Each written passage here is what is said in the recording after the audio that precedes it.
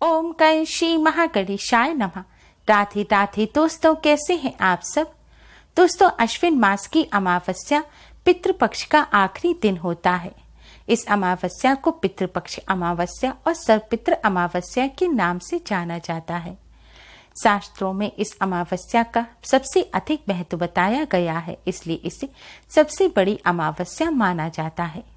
यह दिन पितृपक्ष का आखिरी दिन होता है। इस दिन पितृ अपने परिजनों से विदा लेकर पितृलोक को वापस चले जाते हैं। सर्वपितृ अमावस्या, जैसा कि इसके नाम से ही पता चलता है, यह अमावस्या सभी पितरों को समर्पित होती है। जिन पितरों की श्राद्ध तिथि ज्ञात नहीं होती, उन पितरों का श्राद्ध तर्पण और पिंडदान भी सर्वपितृ अमावस्या पर किया जाता है।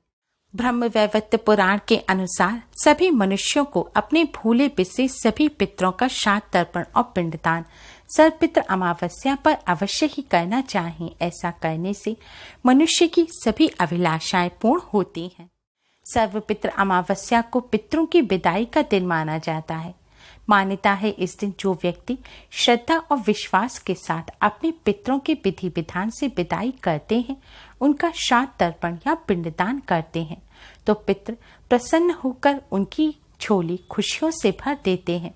पितरों के आशीर्वाद से उनके जीवन में सभी प्रकार की सुख संपदा बनी रहती है।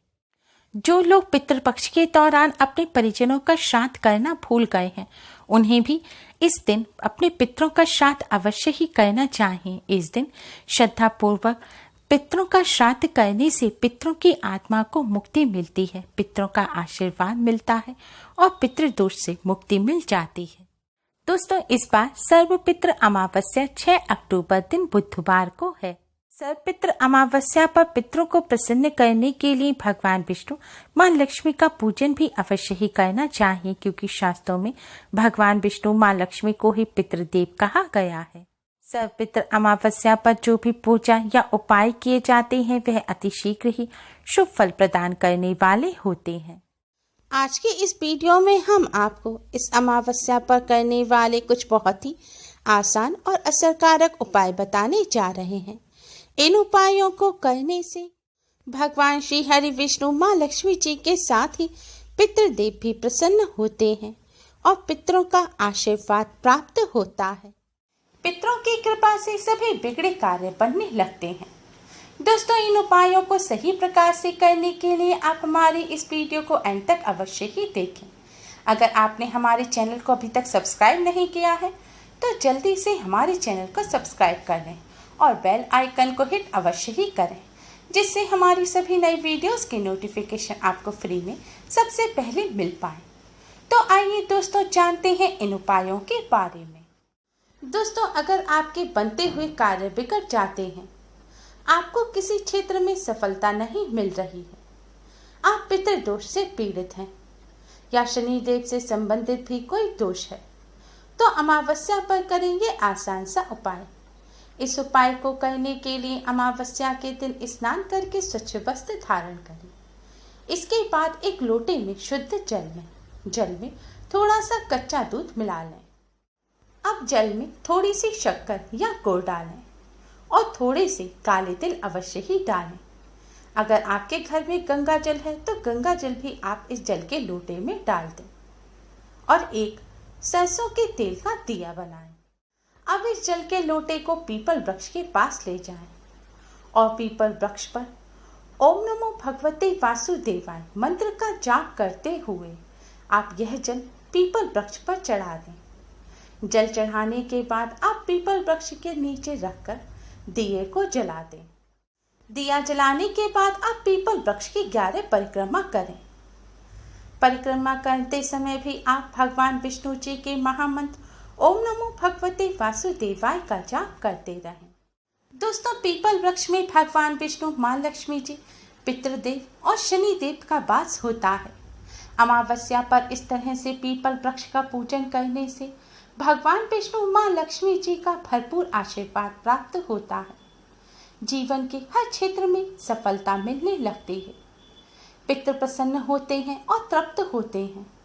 पितरों के आशीर्वाद से बिगड़े काम बनने लगते हैं। साथ ही पितृदोष भी दूर हो जाता है और शनिदेव से संबंधित भी सभी दोषों में राहत मिलती है। दोस्तों, वैसे तो हर अमावस्या पर पीपल वृक्ष का पूजन करना चाहिए, लेकिन रविवार के दिन आने वाली अमावस्या पर भूलकर भी पीपल वृक्ष का पूजन ना करें। धन की देवी माँ लक्ष्मी को प्रसन्न करने के लिए अमावस्या की रात अपने मंदिर में एक थाली रखें। थाली पर कुमकुम से एक स्वास्तिक का चिन्ह बनाएं। फिर महालक्ष्मी यंत्र को स्वास्तिक के ऊपर रखें। महालक्ष्मी यंत्र ना हो तो आप माँ लक्ष्मी की प्रतिमा या तस्वीर को स्वास्तिक के ऊपर रखें। इसके बाद माँ लक्ष्मी के कुमकुम से तिलक करें, फिर अक्षत पुष्प अर्पित करें। इसके बाद एक शुद्ध घी का दिया जलाएं और किसी मिष्ठान का माता रानी को भोग लगाएं।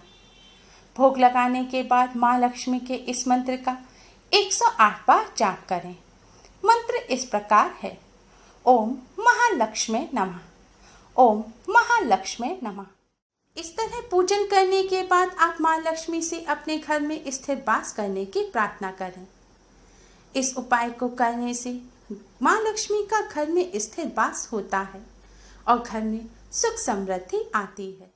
दोस्तों, अगर आपको धन संबंधी समस्या लगातार बनी हुई है, धन का लाभ नहीं होता, धन प्राप्ति के कोई मार्ग नहीं दिख रहे, या फिर धन घर में आता तो है लेकिन टिकता नहीं है, घर में अशांति रहती है, इन सभी परेशानियों को दूर करने के लिए और धन की देवी माँ लक्ष्मी की कृपा प्राप्त करने के लिए अमावस्या की रात को झाड़ू से करें ये आसान सा उपाय करने के लिए अपने घर के सबसे उत्तरी पूर्वी कोने को साफ करें। साफ करके जमीन पर एक लाल रंग का कपड़ा बिछाएं। अब आप एक झाड़ू लें।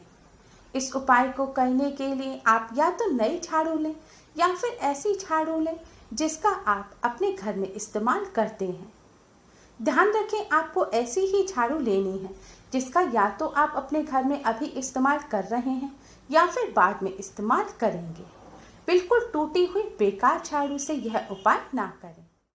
झाड़ू लेकर इस झाड़ू को आप कपड़े पर लिटाकर रख दें। अब इसके बाद झाड़ू का पूजन करें। दोस्तों, झाड़ू माँ लक्ष्मी का प्रतीक रूप होती है। झाड़ू हमारे घर से गंदगी और दरिद्रता को दूर करती है। झाड़ू का पूजन करने के लिए मौली लेकर मौली को आप झाड़ू के हैंडल पर 3 बार लपेटें। लपेटने के बाद आप एक गांठ लगा दें। इसके बाद झाड़ू के हैंडल पर हल्दी कुमकुम से तिलक करें। फिर आप हाथ में हल्दी, कुमकुम, अक्षत यानी कि साबुत चावल और थोड़ा सा पुष्प ले लें। अब इन सभी को आप झाड़ू के ऊपर छिड़कें। फिर आप झाड़ू के पास एक सुगंधित धूप बत्ती जलाएं।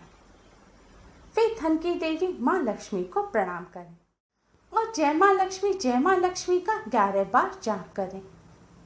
जाप करने के बाद आप माँ लक्ष्मी से हाथ जोड़कर अपनी धन संबंधी परेशानी को दूर करने की प्रार्थना करें। घर में से गरीबी और दरिद्रता को दूर करने की प्रार्थना करें। प्रार्थना करने के बाद आप रात भर झाड़ू को कपड़े के ऊपर ऐसे ही रखा रहने दें। लेकिन दोस्तों, ध्यान रखें, अगर आपका उत्तरी पूर्वी कोना ऐसी जगह पर है जहां रात में आपकी निगाह झाड़ू के ऊपर पड़ेगी, तो आप उस झाड़ू को किसी कपड़े से रात भर ढककर रख दें। फिर सुबह उठने के बाद आप झाड़ू को प्रणाम करें और झाड़ू को उठा लें। अब इस झाड़ू से आप सबसे पहले अपने रसोई घर में झाड़ू लगाएं। दोस्तों, इस उपाय को अमावस्या की रात को करने से धन की देवी माँ लक्ष्मी की कृपा प्राप्त होती है और माँ लक्ष्मी की कृपा से धन संबंधी सभी समस्याएं जल्द ही दूर हो जाती हैं। घर में पैसा टिकने लगता है और धन का लाभ होता है।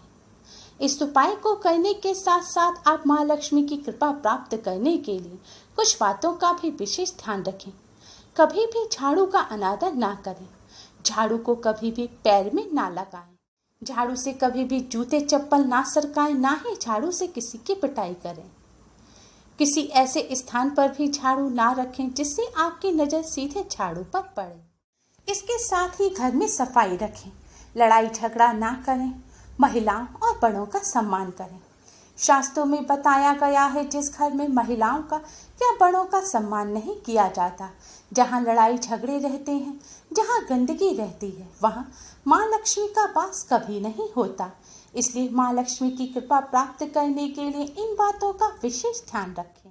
दोस्तों, अगर आपके जीवन में कई तरह की परेशानियां लगातार बनी हुई हैं, दुर्भाग्य आपका पीछा नहीं छोड़ रहा है, तो आप अमावस्या के दिन सुबह स्नान आदि करने के बाद साफ जल से आटा मढ़ें।